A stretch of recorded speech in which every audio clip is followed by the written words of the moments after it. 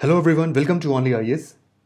4 March 2021 ये एक ऐसा दिन है जहां पर आपको कमर कस लेना चाहिए, क्योंकि आज यूपीएससी ने अपना नोटिफिकेशन जारी कर दिया है। हमारा एग्ज़ाम डेट वही 27 जून, जैसा कि पहले भी यूपीएससी ने हमें नोटिफाई कर दिया था, इसी डेट को होने वाला है। डेट टाइमलाइन देखें तो डराने वाली बात नहीं है, बट फिर भी 115 डेज़ के आसपास हमारे पास बचे हुए हैं। ठीक है, आप इसको 110 डेज़ लेके चलिए, क्योंकि 4-5 दिन कभी ना कभी कुछ अनफोर्सिन सर्कमस्टांसेस सबके लाइफ में आ ही जाते हैं। तो 110 डेज़ को कैसे यूटिलाइज किया जाए, कैसे स्मार्टली शेड्यूल किया जाए, जिससे कि हम 27 जून में एक अच्छी परफॉर्मेंस दे पाएँ, इसी के ऊपर इस वीडियो के अंदर चर्चा की गई है। तो इन सभी के बारे में हम चर्चा करेंगे बहुत डिटेल से, बट अभी के लिए उन लोगों के लिए आधे मिनट में डिवोट करना चाहता हूं जो इस एग्ज़ाम को पहली बार देने जा रहे हैं। आप चाहे तो वीडियो फॉरवर्ड कर सकते हैं। आपको अपना एप्लीकेशन फॉर्म फिलअप करने के लिए upsconline.nic.in पर जाना है। इसके पहले हो सके तो आप यहाँ पर upsc.gov.in पर जाके एक बार आप नोटिफिकेशन डाउनलोड करके 15-20 मिनट आधे घंटे में एक बार पढ़ लो, ताकि एक मोटा मोटा आइडिया लग जाए कि आखिरकार नोटिफिकेशन के अंदर में क्या लिखा होता है। यहाँ पर जो इस बार की टोटल नंबर ऑफ सीट्स या फिर जो हमारी वैकेंसीज हैं वो है 712। ये एक ऐसा नंबर है जिसमें हम लोग बोल सकते हैं कि हाँ मिडिल पाथ है। ऐसा भी नहीं है कि 500 के आसपास में है या फिर बढ़ के 1000-1200 भी नहीं है। तो ठीक ठाक है 712। इतने पे आप कंपीट आराम से कर सकते हो, और 712 से कोई मतलब नहीं है, क्योंकि आपको इसमें से केवल एक सीट ही चाहिए। ठीक है, तो इस माइंडसेट के साथ अपनी प्रिपरेशन को तेजी से आगे बढ़ाते हुए आप इसमें आप लग जाओ। एक बार हम क्लियर देखते हैं कि अभी तक का जो ट्रेंड है इस एग्ज़ाम में पूछे जाने का, वो किन किन सब्जेक्ट से सबसे ज़्यादा है, ताकि आप उन सब्जेक्ट्स पर सबसे अच्छे तरीके से एम्फेसाइज कर सको। सबसे इम्पॉर्टेंट सब्जेक्ट और सबसे ज़्यादा क्वेश्चंस जो लगभग लगभग हर साल आते हैं, उनमें से सबसे टॉप नंबर पर आता है पॉलिटी। देखो, पॉलिटी में हर साल कम से कम 15 से 20 क्वेश्चन आना बिल्कुल तय है। मतलब कि 20% क्वेश्चन आपका केवल और केवल कौन ले जाता है? पॉलिटी ले जाता है। और पॉलिटी एक ऐसा सब्जेक्ट है जिसमें क्वेश्चंस को टैकल करना रिलेटिवली ईजी होता है बाकी के सब्जेक्ट से। मतलब ये मेरा पर्सनल ओपिनियन नहीं है, मतलब एक अच्छा खासा लोगों ने इसको रिकमेंड किया है, इस तरीके से बोला है कि पॉलिटी के क्वेश्चंस टैकल करना आसान होता है, मतलब कि ये लो हैंगिंग फ्रूट है आपके लिए। तो अगर आपने पॉलिटी सही से अभी नहीं पढ़ा है या रिवाइज नहीं किया है, तो इसको आप थोड़ी प्रायोरिटी दे सकते हो। सेकेंड नंबर पर आता है आपका इन्वायरमेंट या ज्योग्राफी को कंबाइन करके हम देख सकते हैं। यूजुअली क्वेश्चंस इन दोनों को कंबाइन करके ही आता है। कोर ज्योग्राफी पर क्वेश्चन आना इधर बीच बहुत दिनों से थोड़ा कम हुआ है। ऐसा भी नहीं है कि बिल्कुल नहीं आता है, लेकिन हाँ पहले की अपेक्षाकृत बहुत कम ऐसा हो गया है। बट स्टिल यहाँ पर इन्होंने लास्ट ईयर में एग्रीकल्चर के कुछ एक क्वेश्चंस इंक्लूड कर दिए थे। तो क्या आपको अब एग्रीकल्चर के पूरे सब्जेक्ट को भी पढ़ना पड़ेगा क्या? मेरी समझ से तो ऐसा नहीं करना चाहिए, क्योंकि अगर बात 4 क्वेश्चन का है, 5 क्वेश्चन का है, और उसके लिए आपको पूरी की पूरी 400-500 पेज की कुछ एक बुकलेट पढ़नी पड़े, तो ये टाइम कॉस्ट बेनिफिट तो कहीं भी नहीं है। तो इसीलिए मैं तो रिकमेंड नहीं करूँगा। अगर इस बार क्वेश्चन आते हैं 2-3, तो आप उसको अवॉइड कर सकते हो, ये ज़्यादा बेहतर होगा। इसके बाद जो थर्ड नंबर का सबसे मोस्ट इंपॉर्टेंट टॉपिक है वो है हमारा इकोनॉमी।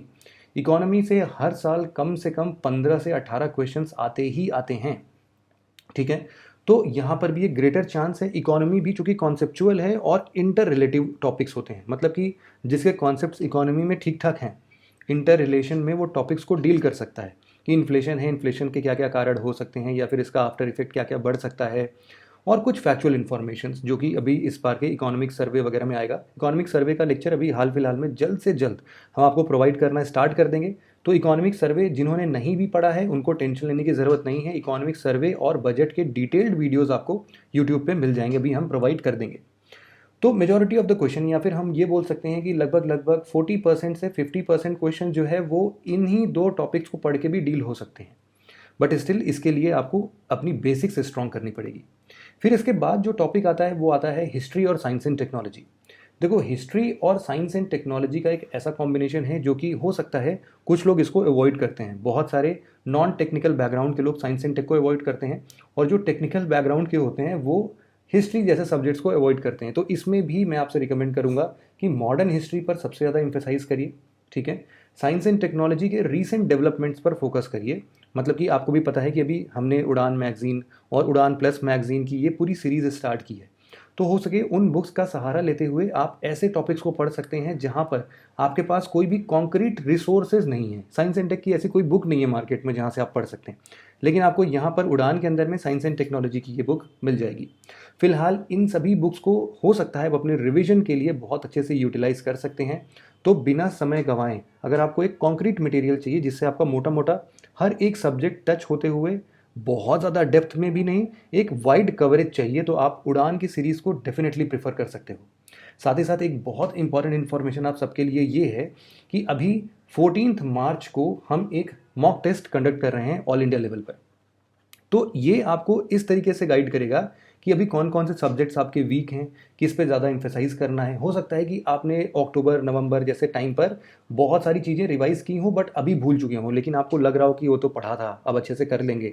लेकिन इस टेस्ट को देने के बाद, ये फुल लेंथ टेस्ट है आपका, ऑल इंडिया रैंकिंग के साथ आपको पता चल जाएगा, फ्री ऑफ कॉस्ट है। आप आराम से dpp.onlyis.in पर जाके अभी के अभी इनरोल कर सकते हो। और 14 मार्च को 10 बजे सवेरे सवेरे बिल्कुल तैयार रहना, संडे है, आराम से नहा धो के तैयार होके 10 बजे बिल्कुल स्क्रीन के सामने बैठ जाना और इस टेस्ट को सीरियसली आप सभी लोग दो, ताकि आपको ऑल इंडिया रैंक के साथ साथ कुछ डिटेल्ड एनालिसिस भी मिल जाए कि क्या कहाँ पर पढ़ना है, कौन से टॉपिक को और थोड़ा सा ब्रशअप करना है। इसके साथ ही साथ प्रिंटेबल PDF भी आपको मिल जाएगी, तो आपको कोई टेंशन की बात नहीं होगी, आप आराम से उससे भी रिविजन कर सकते हो। हिंदी में भी उड़ान अभी अवेलेबल है, इसके लिए आपको video.onlyis.in पर जाना है, ठीक है। तो वहाँ पर जाओगे आप तो आपको यहाँ की सीरीज़ धीरे धीरे करके 3 से 4 दिनों में, अभी केवल और केवल आपको प्राचीन इतिहास मिल रहा है। आगे आने वाले दिनों में हम बाकी के टॉपिक्स भी जल्द से जल्द अपडेट कर देंगे, ठीक है। तो वहाँ पर video.onlyis.in पर जाके आप उड़ान की ये श्रृंखला को भी आप देख सकते हो। इसके बाद देखो, अगर किसी को अमेज़ॉन से भी बहुत सारे ऐसे भी आ रहे थे हमारे पास कि भाई हमें अमेज़ॉन से भी खरीदने का कुछ एक ऑप्शन मिलना चाहिए, तो कुछ एक बुकलेट्स से हम शुरुआत कर रहे हैं। आप चाहो तो अमेज़ॉन पर भी जाके ओनली IAS उड़ान लिख के सर्च करोगे तो अभी शुरुआती दौर है, तो इसीलिए बिल्कुल टॉप पर तो नहीं दिखेगा, लेकिन हाँ आपको थोड़ा सा 2-3 लाइन के नीचे ये आपको सिंबल दिख जाएगा उड़ान का, इंडियन पॉलिटी, और बंडल्स में भी आपको मिल जाएंगे, तो आप डायरेक्टली वहाँ से परचेज कर सकते हो। इसके बाद आपको पता है कि हमने बहुत सारे वीडियोज़ रिलीज़ किए हैं हर एक इंडिविजुअल टॉपिक से रिलेटेड। आपको YouTube पर पूरा एक फोल्डर मिल जाएगा कि कैसे UPSC 2021 के प्रीलिम्स का अप्रोच होना चाहिए। तो इंडियन पॉलिटी की बात हो, साइंस एंड टेक की बात हो, या फिर हिस्ट्री की बात हो, या फिर इन्वायरमेंट एंड इकोलॉजी की, किसी भी टॉपिक पर आप एक बार देख सकते हो कि कैसे हमें पढ़ना चाहिए, किन किन टॉपिक्स पर स्पेशल एम्फेसाइज करना चाहिए। अगर फिर भी आप सबको लगता है कि अभी भी कॉन्फिडेंस नहीं आया है और मुझे किसी ऐसे सपोर्ट की ज़रूरत है जो कि मुझे इस पूरे टॉपिक को अच्छे से समझा दे, उसमें मैं पढ़ लूँ, जो भी वीक एरियाज़ हैं उनको कवर कर लूँ, करंट अफेयर्स को कवर कर लूँ। आप सबको ये भी पता है कि उड़ान प्लस की एक सीरीज़ आ रही है हमारी। उड़ान प्लस में हम 500 डेज से ज़्यादा टॉपिक्स को कवर कर रहे हैं करंट अफेयर्स के बेसिस पर केवल। तो एक वन स्टॉप सोल्यूशन आपको मिल जाता है। अभी ये कन्फ्यूजन आपके दिमाग में नहीं आना चाहिए कि किस इंस्टीट्यूशन के सोर्सेस को पढ़ना है, ये पढ़ना है, ये पढ़ना है, ये सब कुछ नहीं। अब आप एक सिंगल सोर्स पे स्टिक कर सकते हो, उड़ान प्लस। अभी टेलीग्राम जो है ओनली IAS नथिंग एल्स, यहाँ पर जब आप जाओगे ना तो आपको कल दोपहर में 1 बजे हमने उड़ान प्लस की पहली बुकलेट रिलीज़ की थी पॉलिटी की। महज 90 पेजेस के आसपास की ये किताब है जिसमें हमने 500 डेज से ज़्यादा करंट अफेयर्स कवर करने की कोशिश की है, तो आप इसको भी देख सकते हो। इसके अलावा जो मैं हैंड होल्डिंग प्रोग्राम्स की बात कर रहा था, अगर आप अभी भी थोड़े कंफ्यूज्ड हो तो आप बेशक तेजस कोर्स हमारा ज्वाइन कर सकते हो, जिसमें हम लोग स्टैटिक पोर्शन को तो कवर कर ही रहे हैं, साथ ही साथ हम लोग करंट अफेयर्स पर भी स्पेशल एम्फेसाइज कर रहे हैं।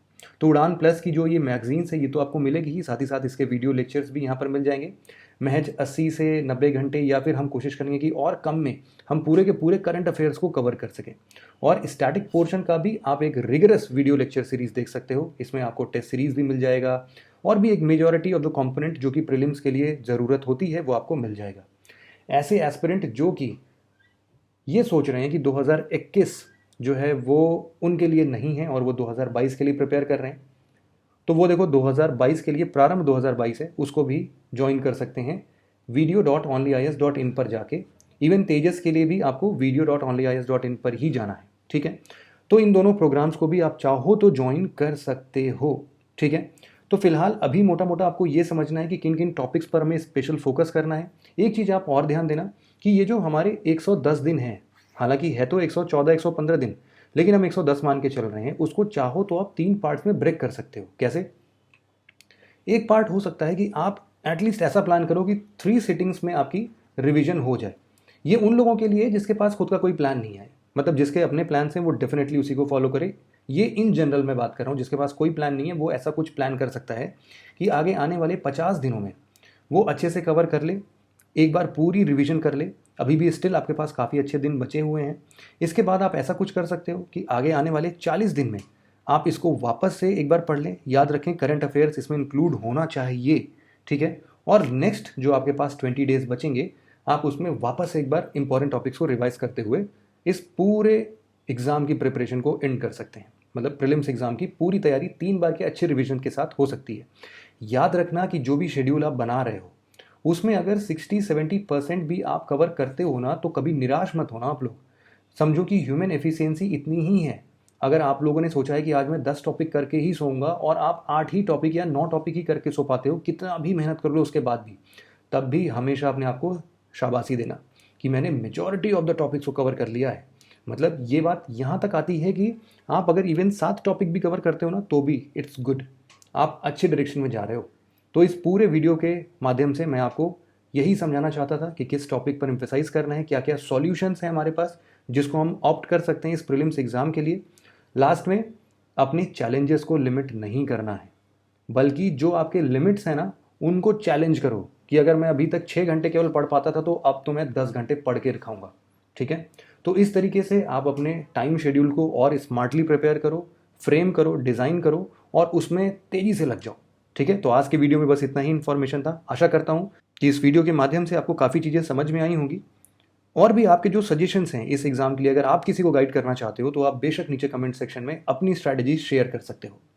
तो बस आज के वीडियो में इतना ही था। Thank you very much for listening it very patiently friends. Have a nice day.